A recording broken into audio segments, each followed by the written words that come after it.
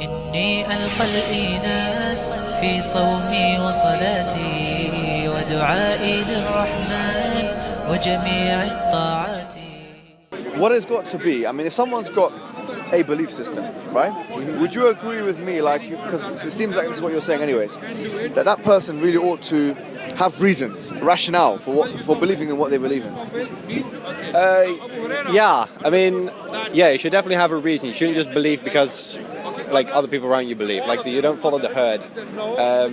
So, yeah, like I said, I think it's good that, like, people challenge that, and it doesn't necessarily have to change your mind. You don't even have to have a counter argument. But if you believe for a certain reason, if that's the reason enough for you, then I think that's fine. Can I be honest with you? Yeah? Do you know what? Like in the Western Hemisphere, I'm born up here. Yeah, I spent the majority of my adult life and my childhood in this country. Yeah.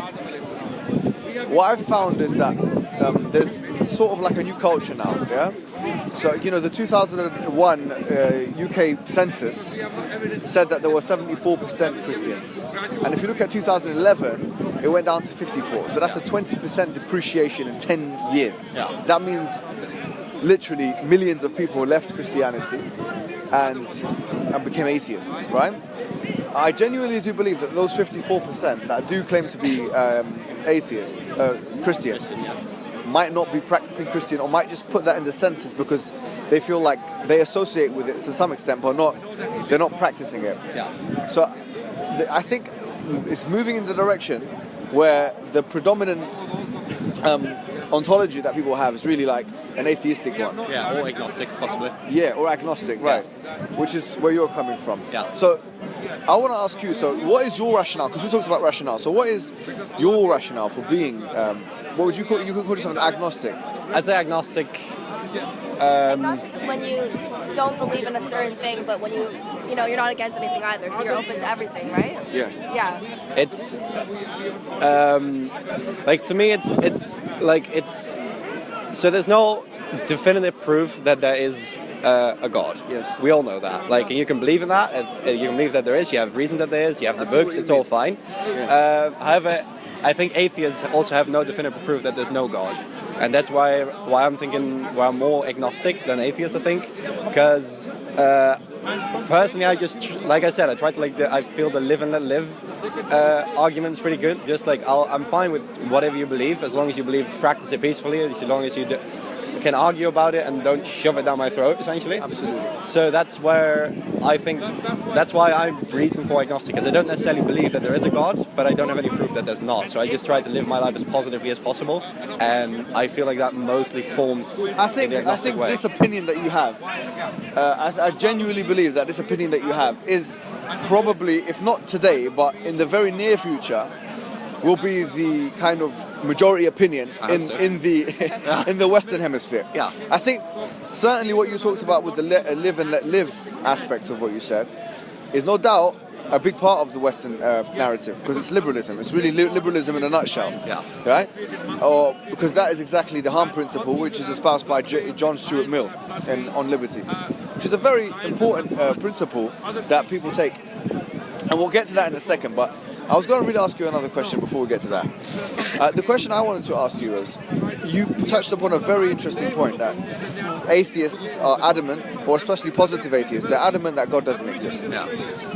And theists are people who are adamant that God does exist. Yeah. And your position is that God, as a theological construct, can't be proven, right? Yeah.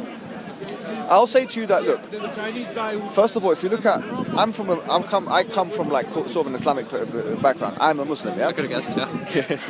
We saw you guys all, were you guys praying? Yeah, we were praying, yeah, that's right. So that's what we do 5 times a day. If you look at the Quran, this is a book that we believe is the Word of God, you'll find that God is described in a certain way, right? In the biblical discourse, God is described in a certain other way, you could say. There are many similarities, but you know there are differences as well, yeah? In the Hindu discourse, there's a third way that God is described, polytheistically maybe, or in a pantheistic format. In a Sikh way, there's so every religion has its own way of defining what God is. They all have their own God, but he's just different, right? Like Different. Described differently. That's right. So what I was going to say is that I cannot stand here as a theist and say that all of the attributes that the Quran talks about as it relates to God are deducible rationally and logically. Because that would be, I think, a speculative claim. And in fact, we're not asked to do that. We're not asked to believe in that. In other words, we believe that God is Ar-Rahim, which means the most gracious. Ar-Rahman Ar-Rahim, the most gracious, the most merciful. Al-Hakim, the most wise. Al-Wadud, the most loving. Yeah. If you were to ask me, have you got a rational or deductible way of finding out that God is loving? I'll say, actually, I don't. And I don't think anyone can do that. No. Right? Yeah. The reason why we believe that God is loving and because X, Y, Z, our rationality is because it is mentioned in the Quran.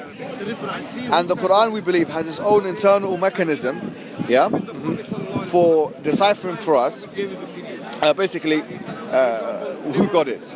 Yeah. So, in other words, the author of the Quran, we believe is God, and it offers evidence to prove this. And thus, when this Quran tells us that God is X, Y, Z, we have reason to believe. You see what I mean? Yeah. That's the rationality we're coming from. Yeah. Now, however, having said that, there are some of the attributes of what we would call God, but other people can call him other things. I mean, they do, right? Yeah. God is an English word that comes from a German root, gut. Yeah. I mean, this is an etymological thing. We don't need to refer to that word. But God, i.e., the intelligent force, or the intelligence, or the knowledgeable entity, thing, we could say, that created the universe, I think there are some definite ways to deductively prove that. Can you see what I'm saying? Yeah, sort of, yeah. So, I can't say that all of the attributes are rationalizable, but some of the attributes are. Yeah. And so my question to you would be like, so for example, if you look at what came before the universe, yeah? Yeah. And you might have heard this argument before, but I just want your opinion on it. What happened before the universe, before the singularity, in your opinion? Yeah, that is a very good question, because it's a question that, at least for me personally, it's a question I always used to ask my parents. Like, what came before that, what came before that, what came before that, until the very beginning of time where you have like the Big Bang and stuff like that. And what came before that is very difficult to say. And that's, for me, that is also where my like non-atheist, more agnostic side comes in. That yes, there could very well be something before that. Something has to have created everything. Okay, let's use the word thing or entity because it's completely unbiased. Yeah. Let's not use the word God. Yeah. Okay. Because that would be a superimposition and it would be unfair to the discussion. Right. So let's say the thing that came before the universe. What kind of qualities or attributes must this thing have had in order for the universe to come about? The universe, the solar system is heliocentric. The sun is in the middle.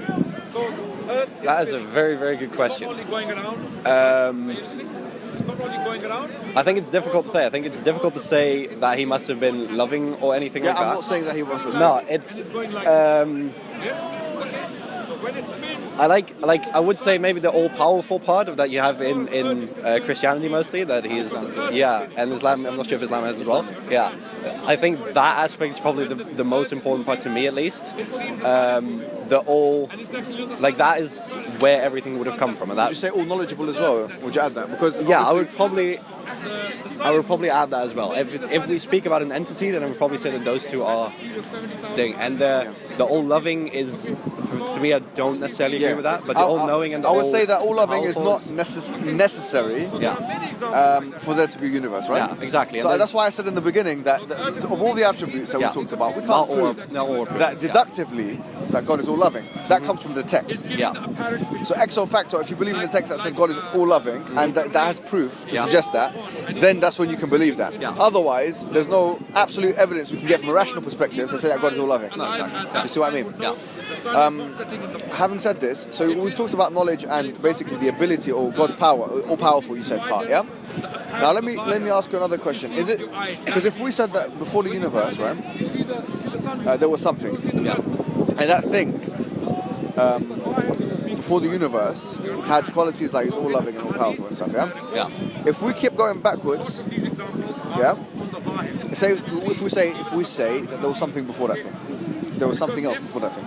Yeah. And we keep going backwards infinitely, regressively. Do you not see that that could cause a problem in terms of an infinite regress? Yeah. Yeah, I mean, obviously, but it's paradoxical almost that like something has to have created something, and if you go back, something has created that, etc., etc. And I think there's no definite answer to that.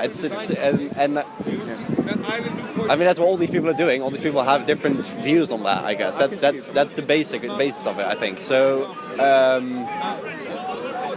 As for me, it's something I genuinely don't know. Like, I have thought about it, but it's something that I can accept that we'll probably never know, and I choose to accept it that way. And I would you say that though? If we go back to that entity that existed before the universe, and we said that in order for the universe to basically exist in the way it does, in order for the universe to exist in the way it exists, you said we talked about power, we talked about knowledge, so all powerful and knowledgeable. Would you add to that entity? I'm not saying it's God. Forget the word God. It's no longer in our vocabulary. I'm cool with that. Yeah. Right? This thing. And by the way, from an Islamic perspective, because someone might be watching me and thinking, what's this guy talking about God as a thing? We can actually call God thing. We're allowed to do that because in Sahih Bukhari, which is our second authoritative hadith works, God is referred to as shay, which means thing. Yeah. So this entity or this thing that came before the universe, it's basically one, all knowledgeable, or two, all knowledgeable, all powerful. Would you add to that it had to be the first to avoid the paradox of the infinite regress? Yeah, I can live with that. Yeah. So we're sticking with three things here, just three things. Yeah. First, powerful. So we have an entity that's all powerful or knowledgeable and is the first, which led rise, which allowed the phenomena of the universe to take place.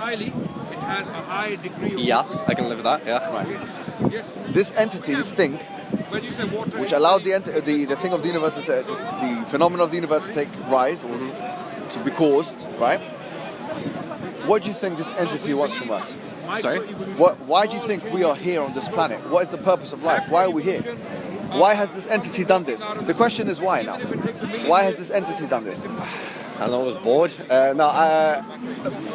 Adaptation is there, yes. I think it's... I think this entity may have started that, and seeing that if he's all knowledgeable, he should have known how it ended up. That's fair enough.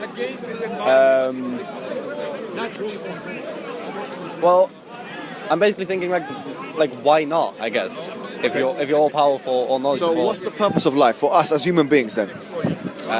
What's the relationship we should have with this entity? Relationship with the entity is probably. Do you reckon we should acknowledge the entity?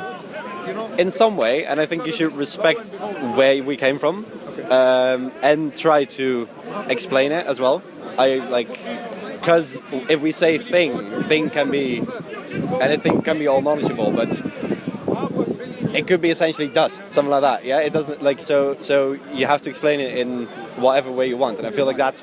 To me, that's most important. I think it's really important that we try to explain where we came from, and we try to delve deeper into who we are and what we're made out of. So I think that's a very good point. And let me just give you the Islamic narrative, right? Yeah. The Islamic narrative is that we believe that this entity, this thing, it created the universe, and it's sustaining the universe. Yeah. Not only is this the case, that entity is the first, what we call an awwal. Yeah, it's all powerful because he had to have the creative capacity to be able to change the situation in the first instance. And that we'll say he, we don't mean gender, by the way. We just do it because of language. This entity then decided to create a balance in the universe, to put a planet called Earth, to create a planet called Earth within the context of the universe, and to allow human beings to exist in that Earth. Yeah. Okay? When the human being now is existing within this Earth, the human being that's what I'm explaining. is inbuilt. There's something inbuilt with this human being. We believe it's called the fitra. Fitra, which is an Arabic word which means the innate predisposition. So it's a predisposition to acknowledge this entity, to realize that this entity exists. our tradition says that basically this predisposition is inbuilt within the human being. It's quite similar to what Descartes said. By the way, Descartes, I'm not sure if you've read this philosopher before, he wrote a book called The Meditations, and inside in the book, in the Meditations, he said that all of us have the signature of God. Oh right, yeah, I've heard that. Yeah. Well, this is a very quite similar concept because he's a rationalist as well. He said that all of us have the signature. What he means by that is the same thing as we mean by that. That God allowed the human beings to fathom who He is, and we would go further and say that the human being submits to His will, to God's will. He then sends messengers and prophets aforetime with one simple message, which is to believe in a one God and to worship a one God. Okay? So we believe that the first human being to ever be on this earth had that message. Yeah. And we believe that that message was continued to other prophets and messengers, and that message was elaborated upon to all different communities. Okay? And so we believe in prophets like Jesus, Moses, and Abraham. We say that the final prophet is Prophet Muhammad. And whereas all of those other prophets were sent to their people in their time, Prophet Muhammad was sent to the whole of humankind. Yeah. So this is our narrative. What are your initial thoughts of that narrative? I wonder why it's limited. I wonder why it's limited to that the imprint is just made on humans and not on species in general. It is. So we would say it's not limited, actually. Yeah, it's limited. Like animals have it as well. In fact, we have a verse in the Quran, in chapter number 3 of the Quran, where it says that everything in the universe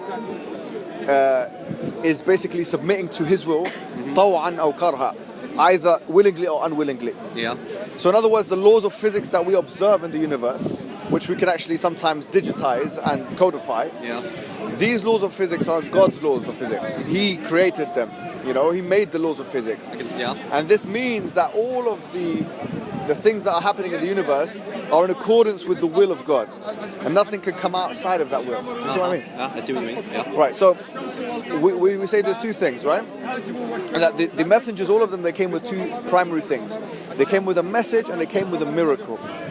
So the message is always the same: to believe in a one God and to worship one God. Why believe in one God? Because that is what you're meant to realize, where you came from, your origins, right?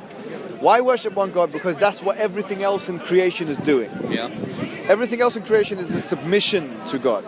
Therefore, Muslims say that it makes sense for human beings to fall within that parameter and to basically be in line with all the other things in the universe. Do you see? Yeah. Therefore, the purpose of life, to be one with nature, right, if you will, is do what nature is doing, which is submitting to the will of the creator of nature.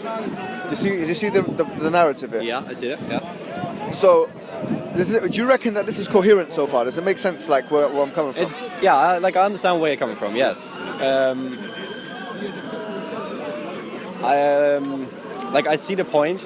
I'm not sure about the first people that had the message, like you say, Jesus, Abraham, etc., etc., because that makes me think. Is that then in contrast with evolution theory for you, or not? It is in contrast. Yeah. First of all, I'll be honest with you, right?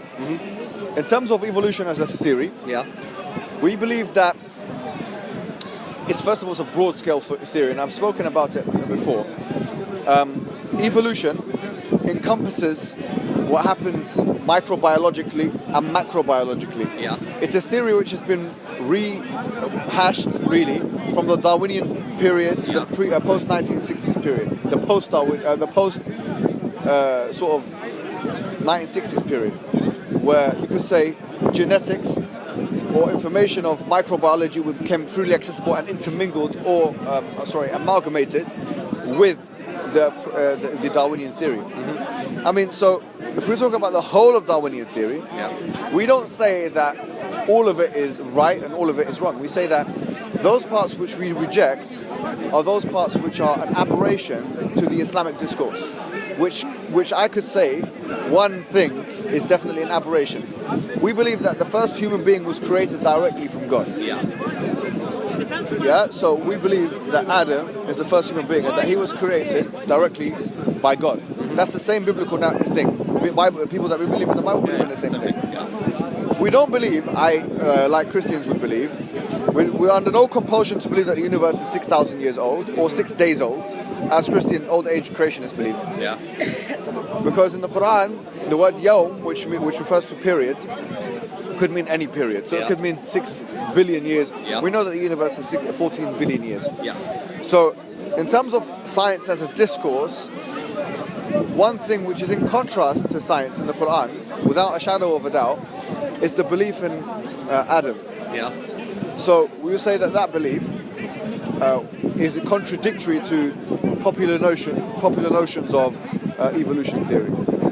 So that's one thing. Yeah. But then I would ask you a question. Since we know, I mean, first of all, David Hume is a popular philosopher that was well known for his criticisms of induction. He outlined what he called the problem of induction. The problem of induction can be summarized as follows. If I go and see 100 swans and all of them are white, the theory goes that you can't say that all swans are white. No, exactly. In the same way, just because we have certain fossils in front of us, we can't assume that we have complete knowledge of the fossil record and of evolution in particular. Yeah. So what our knowledge of evolution today is dependent upon the information we have of evolution or of the fossil record and of microbiology. Yeah, fair enough. That is subject to change, as it has changed in the past. Mm-hmm. So there's nothing to suggest to us that this is a certain truth, and therefore it doesn't pose an issue for us. Because in the past, in Islamic history, you'll find that there were actual times where we believe in an inception of the universe, yeah? Because in chapter 21, verse 30, it said that the universe came from the heavens and the earth were at one point, and then God cleft them asunder. The static state theory, which existed obviously in the pre-1900s, it goes against that. So the Quran went against static state theory and postulated an inception of the universe at one stage. So Muslims had to accept that. Yeah? Now we know, now it's been established, science has shown us that there has been an inception. Yeah. So we can't depend too much on scientific notions for absolute certain realities. And this is, I've mentioned this point before, but I'll mention it again. This is detailed by someone. In his book, he wrote a book called Paradigm Shift, and he said that every once in a while there's a paradigm shift, and not only does science change, but the framework within which science works, it also changes. You see what I mean? Mm-hmm. So can you see why, from my angle, it's not a problem to not regard portions of the theory of evolution as a certain reality? Yeah, I can accept that. Yeah. But I'll tell you something which I personally believe is an evidence, which you can use as an evidence for the Islamic narrative. So the Quran, it makes a series of claims, right? One of the claims it makes is that if this Quran was from other than God, it says in chapter 4 verse 82, وَلَوْ كَانَ مِنْ عِنْدِ غَيْرِ اللَّهِ لَوَجَدْتُ فِيهِ اخْتِلَافًا كَثِيرًا. It was from other than God, right? Yeah. Then they would have found in it many contradictions. Sorry, what's more? Yeah, so the Quran postulates that if this Quran was from other than God, then there would have been in it many contradictions. Right. Okay, so that's one challenge that the Quran sets out. It's quite similar to science, ironically enough, since we were just talking about it, because science is built upon falsification. Yeah. So the idea, one aspect is wrong, the whole theory collapses. Yeah. Essentially. Yeah. So the same thing. So the Quran allows the investigator a chance to disprove it. Yeah. And this is in line with Enlightenment theory knowledge, right? Yeah. Where you actually, falsification, Karl Popper, what he said about verification is all these things that came out in the 19th, 20th century. It's quite interesting because there is a parallel between what the Quranic message is and that. Yeah. That's one thing. Number two, it says, فَأْتُوا بِسُورَةٍ مِّن مِثْلِهِ وَادْعُوا شُهَدَاءَكُم مِّن دُونِ اللَّهِ إِن كُنتُمْ صَادِقِينَ. If you are, it says, وَإِن كُنتُمْ فِي رَيْبٍ, if you're in any doubt that this book is from God, then bring one chapter like it and call your witnesses from beside God if you're truthful. So really, the Quran also claims that it's inimitable, that it cannot be imitated in its style and its unique literary approach.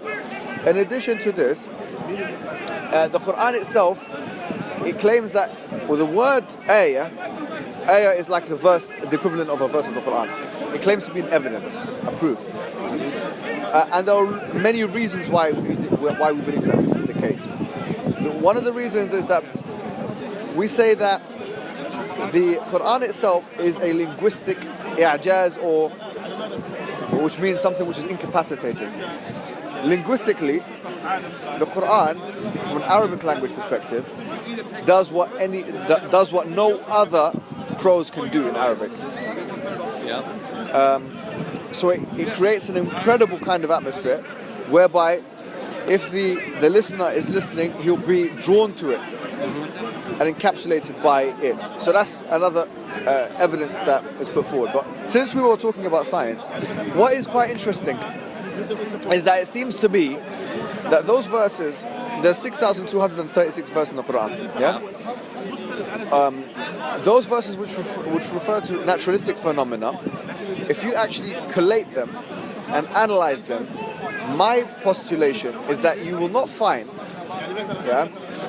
that much disparity between today's scientific explanations and at least one of the interpretations of some of those verses. In other words, I could say something in English, and it could have 2 or 3 different meanings.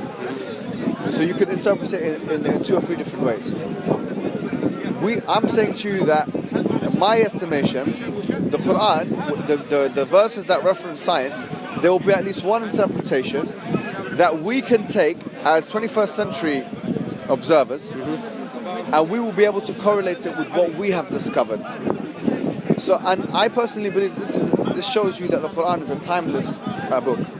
So once again, for example, we were talking about chapter 21 verse 30, about the inception of the universe.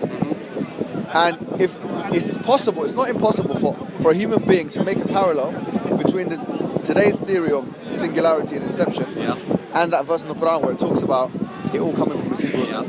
And certainly, if you continue the verses, it talks about all human beings created from water, which is obviously Similar to what we know, similar to what we know.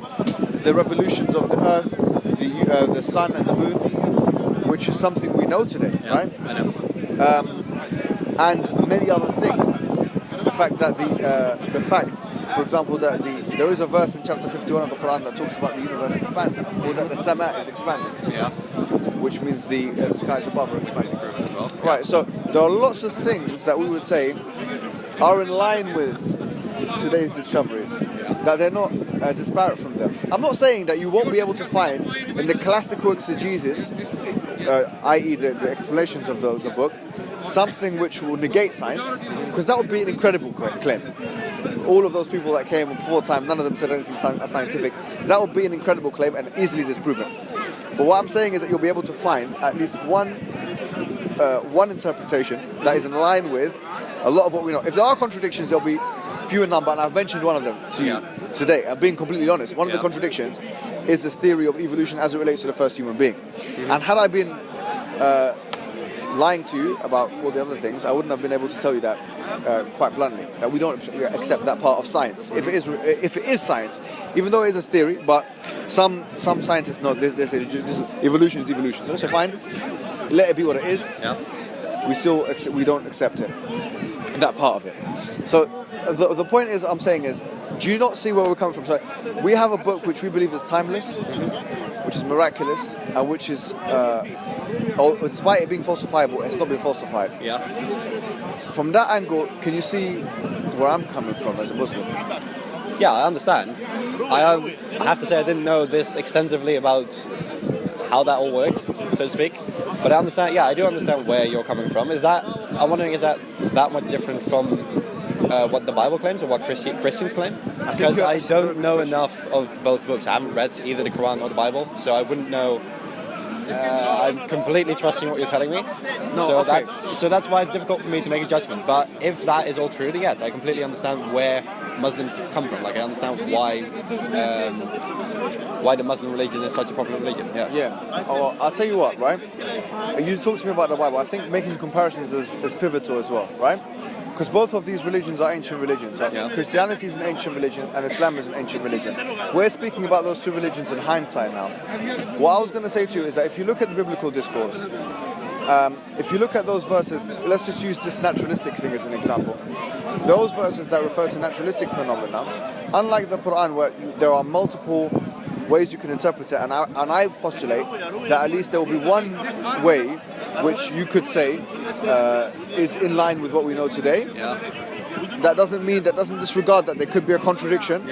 But what I'm saying about the Bible is that there is such a, in my estimation, and I'll give you examples with references, there is such an incredible disparity between the scientific method and the biblical discourse, that if you were a fan of science, or someone who believes in that science is a strong way of realizing the environment around you, you couldn't come to terms with the biblical discourse in any way. Right. Yeah, I get what you're saying. Do you know what I mean? Yeah, I understand what you're saying. Yeah. So, for example, Genesis, right? Yeah. I mean, the idea that the universe. If you look at Genesis, right? The sun was created before. The earth was created before the sun. Okay. That's a first point. The second point is that the vegetation was created before the sun. But we know now from photosynthesis. Right. Yeah. Look, this is just one thing. Yeah. And the same thing with the fact of the shape of the earth. Yeah. Flat. So there are lots of examples that we can use in the pillars of the earth in Job chapter number 9, verse number 6. So this is complete. I mean, you couldn't try and make a match of any kind of match between the biblical discourse, right, and the. So the point I'm making to you is, if you really analyze these religious books, you'll find genuinely that. Alexa, you'll find really that the Quran is really the only, despite being 1,400 years old, it has a timeless feature to it. Right. It's almost as if it knows what's going on today. Right. But we would say the author of that book did know, which is God. Did know what's going on. Yeah. And I'll give you one thing, actually, since I was on that point, and then I'll let you comment on this because I find it interesting. Yeah. You know, in the Quran, chapter number 30 of the Quran is referred to as Surah Rum. Chapter is called Rum. Yeah. At the time of the Prophet Muhammad, there were two major empires. There was the Persian Empire and the Roman Empire. Those two empires, it was like a bipolar system. So you had two major superpowers. Those two superpowers were fighting against each other in terms of, trying to win over empire from one another. Yeah, usurp one another's empire. What had happened is that the Romans at one point had been defeated, and this is known in Western historical books, right? The Romans had been defeated by the Persians. The Quran had made a speculative claim. In chapter number 30, verses 1 to 6, it said the Romans had been defeated, Alif Lam Mim, the Romans had been defeated, but in 3 to 9 years that they will defeat the Persians in a very nearby land. Yeah. And then on that day, the Muslims will be rejoicing. Okay? Now if we look at those verses, I mean, if you think about it from a probabilistic perspective, if someone's going to make a future claim, that risk of getting it wrong, if it's a human being. Yeah. So when the Prophet Muhammad, if it was the Prophet Muhammad, when he said it was being revealed to him, had he got this wrong, it would have been easy for people to disbelieve in the message. Say, look, you've been completely discredited because you said in 3 to 9 years' time that this empire would triumph over this empire. Yeah. This didn't happen. So therefore you're wrong, and therefore the whole thing is wrong, and I get what you're saying, yeah. Right? So the point I'm making is, since it did materialize in exactly the same way as the Prophet said it would, or that the Quran said rather it would, the question would be then, how could it be like that? From a probabilistic perspective, there are rational evidences, right? Yeah. Unless he got really lucky, but yeah. That's right. But then you ask another question, because this is one singular example, it's an isolated example. Yeah. Genuinely, I think there are so many examples. Yeah, so what you're saying is essentially that the Quran has been proven right more often than the Bible or any other religious book in that matter. What it is that the Quran, the thing is, not contradicted, at least. There's two things. The Quran is not contradicting. I mean, as we said about science, we've had a discussion about science, so it's got a special relationship with science, which makes the person who's reading it able to associate with science and the Quran in a way which is not going to drive the person mad, right? In other words, the Bible is completely disparate from science and completely far away from it, whereas the Quran remains relatively close. Yeah. That's point one. Number two, we talked about predictions of the Quran. Yeah. So the Quran makes predictions, and I've given you one example, but there are many. Right? So for example, in chapter 48 of the Quran, where it's mentioned that the Prophet Muhammad and his followers will conquer Mecca. Yeah? Yeah. And they will do so in a certain way. They'll shave their heads and they'll go in and do pilgrimage, etc. They're going to go in there, cutting their hair, and they're not going to have any fear. And once again, this could have been contradicted by the reality. Yeah, but it wasn't. But it wasn't. And obviously we have the evidence of that now, because Mecca is a Muslim place, right? Yeah. Fair enough. The Prophet himself made a series of prophecies and predictions. Yeah. Some of them is like, he predicted globalization. In a hadith that's related reliably upon the Prophet Muhammad, he said that in the future there'll be taqarab al-aswaq, which means putting all of the basically a closening together of all of the global markets, or the markets. Yeah. Therefore, I mean, this is one thing. Yeah. There is a hadith that talks about cars. Yeah. In fact, the word that's used in Arabic is sarj. Now, this word sarj, if you go back to the old Arabic dictionaries, and we're not being biased by looking at this new dictionaries, the old Arabic dictionaries that says that these people will be on these cars, and the women will be coming out of those cars, adiyat, kasiyat, that they will wear certain clothes which are revealing, and that they will be dressed and naked at the same time. Otherwise, they'll be wearing very revealing and tight clothes in the future. And people will be moving around, operating in those cars. These are examples of things that in the future the Prophet spoke about that couldn't have ever been known at the time. And he made a series of predictions like this. He talked about, he said, Zuwi Ali al-Ard, he said in a hadith which is reliably predicted, because we believe, by the way, the Quran and the hadith both come from the angel Gabriel, from God by extension. He said that the earth has been projected for me. فَرَأَيْتُ مَشَارِقَهَا وَمَغَارِبَهَا. He said, I saw its eastern parts and its western parts. Yeah? وَإِنَّ أُمَّتِي سَيَبْلُغُ. He said that certainly my people, or my nation, the Muslims, will reach its mulk, they'll own it basically, those areas. So in other words, there'll be Muslims west part of Arabia and eastward and westward of Saudi Arabia, or what is now known as Saudi Arabia. And so this is exactly the kind of spread that did happen. And if you look at the gold map, that's exactly what we've got. But he becomes even more specific. He tells us that Egypt will be taken over by Muslims, will be a Muslim country. He tells us that Yemen would be. He tells us that Sham would be, which is Syria, Jordan, etc. He tells us that basically that there will be a war between the Muslims and the Turks, which occurred more than one time. He tells us that there will be a war between Muslims and the Indians, which did occur. So he tells us a list of things that materialized historically, and we would have to ask ourselves the question that if he's saying all of these things, where did he get that information from? The question is, I do get your point. I understand where you're coming from, but the question is, to some extent, I feel that did he predict it and it happened, or did it happen because he predicted it? Because if you say that Muslims follow self-fulfilling prophecy, yeah, self-fulfilling prophecy.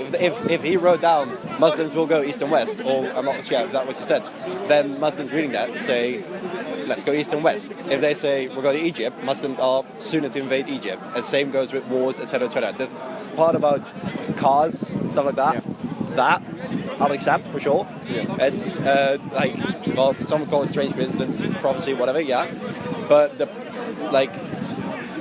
some aspects are self-fulfilling prophecy, I feel. Okay, well, if that's at least my argument against that. I'll say that's a good point, and in fact it's a valid point, right? And we have to be completely honest here. It could be a self-fulfilling prophecy, but there's one aspect of it which can't be.